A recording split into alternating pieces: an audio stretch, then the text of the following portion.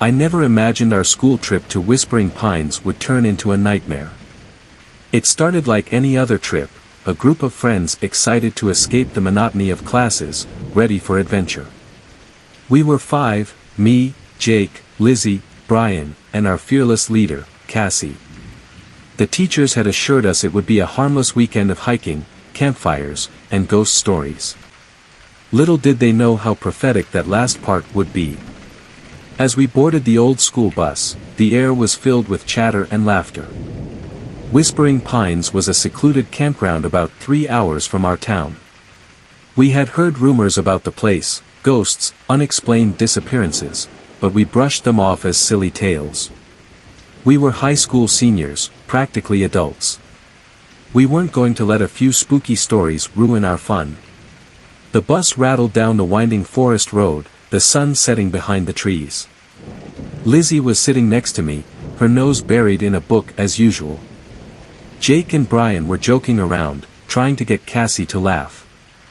She had always been the brave one among us, the one who wasn't afraid of anything. As the bus bumped along, I watched the trees blur into darkness outside the window, feeling a strange sense of foreboding.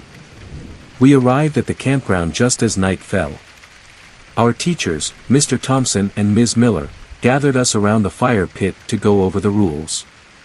No wandering off alone, no swimming in the lake after dark, and always stick together. Basic stuff. Our cabins were small but cozy, and we quickly settled in. After a quick dinner, we gathered around the campfire. Mr. Thompson started telling ghost stories, but his delivery was too comedic to be taken seriously. We laughed, trying to ignore the eerie feeling that had settled over the camp.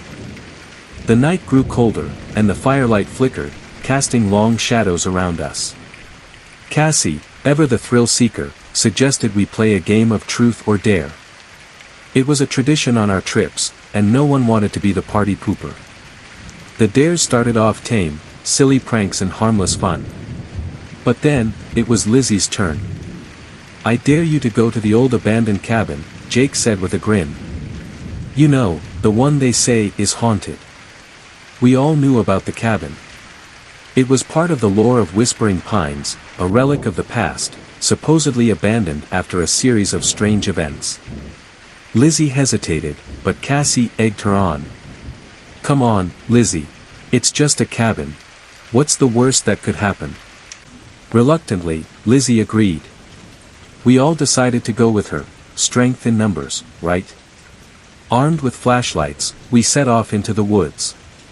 The path to the old cabin was overgrown, and the forest seemed to close in around us.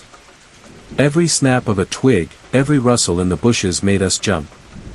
The cabin appeared out of the darkness, a hulking silhouette against the moonlit sky. It was old, with peeling paint and broken windows. The door creaked as we pushed it open, the air inside stale and cold. Our flashlights swept across the room, revealing old furniture covered in dust and cobwebs. "It's just an old cabin," Jake said, trying to sound brave. "See, nothing to be scared of." But something felt off. The air was thick with an unspoken tension, and the shadows seemed to move on their own. We ventured further inside, our footsteps echoing on the wooden floor. Lizzie, trying to prove her courage, ventured into a back room. Suddenly, we heard a scream. We rushed to her side, finding her pale and shaking, pointing to the corner of the room.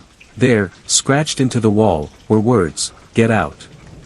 Panic set in, and we bolted from the cabin, racing back to the safety of our own. Inside, we tried to laugh it off, convincing ourselves it was just a prank by previous visitors. But the mood had shifted. We decided to call it a night, hoping sleep would wash away the unease. But sleep didn't come easy. My mind replayed the events over and over, and every creak of the cabin seemed amplified in the silence. Around midnight, a loud bang jolted me awake. I sat up, heart pounding, and listened. The others were awake too, eyes wide with fear. "It came from outside," Brian whispered. We gathered our courage and stepped outside, flashlights scanning the darkness. The night was eerily silent, the air heavy with tension. Then, we saw it, a figure standing at the edge of the woods, just barely visible in the dim light. "Who's there?" Cassie called out, her voice trembling.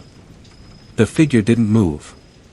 We edged closer, flashlights trained on the spot. As we got closer, we realized it wasn't a person at all, it was a scarecrow, propped up in a grotesque imitation of a human. But it hadn't been there before. "This is too much," Lizzie said, her voice shaking. "We need to tell Mr. Thompson and Ms. Miller." We rushed to the teacher's cabin, pounding on the door. Mr. Thompson answered, looking groggy and annoyed. But when we told him what happened, his expression changed to one of concern. "Stay here," he said, grabbing a flashlight. "I'll go check it out." We waited in the cabin, huddled together for comfort. Minutes passed, stretching into what felt like hours. Finally, Mr. Thompson returned, his face pale. "There's no one out there," he said. "Just the scarecrow. It's probably some kids from town playing a prank. Go back to bed, and we'll deal with it in the morning." Morning came, and with it, a sense of determination. We decided to explore the campgrounds, looking for any clues about who might be messing with us. Cassie suggested we split up, and though I was hesitant, we agreed. Jake and I took one path, while the others went in different directions. The forest was dense, and the sunlight barely penetrated the canopy. As we walked, Jake and I talked, trying to keep our minds off the scarecrow. Then we found something. A small clearing, with remnants of a campsite. There were ashes from a fire, and old, rusted tools scattered about. And in the center of the clearing, half buried in the dirt, was a journal. I picked it up, brushing off the dirt. The cover was worn, and the pages yellowed with age. Flipping it open, I started to read. The entries were dated decades ago, detailing the experiences of someone who had stayed at Whispering Pines. The writer spoke of strange noises, shadows in the night, and an overwhelming sense of dread. As I read, a chill ran down my spine. The last entry was the most disturbing. "They are watching. I can feel their eyes. I don't think I'll make it through the night. If anyone finds this, please, leave this place." I showed the journal to Jake, and his face went pale. We needed to find the others and get out of there. We raced back to the camp, finding the others already there, looking shaken. Brian had found old newspaper clippings in another cabin, detailing a series of disappearances at Whispering Pines. The stories matched the journal entries. "We need to leave," Cassie said, her voice firm. "This place isn't safe." We packed up quickly, our fear mounting. But when we tried to start the bus, it wouldn't budge. Mr. Thompson tried everything, but the engine was dead. "We'll have to wait for help," he said, frustration and worry etched on his face. As night fell, the sense of dread returned. We stayed close, our nerves frayed. The teachers tried to keep us calm, but we could see the fear in their eyes too. We took turns keeping watch, praying for the dawn. It was around 3 a.m. when the screams started. Lizzie had been on watch, and when we rushed outside, she was gone. We fanned out, calling her name, but there was no response.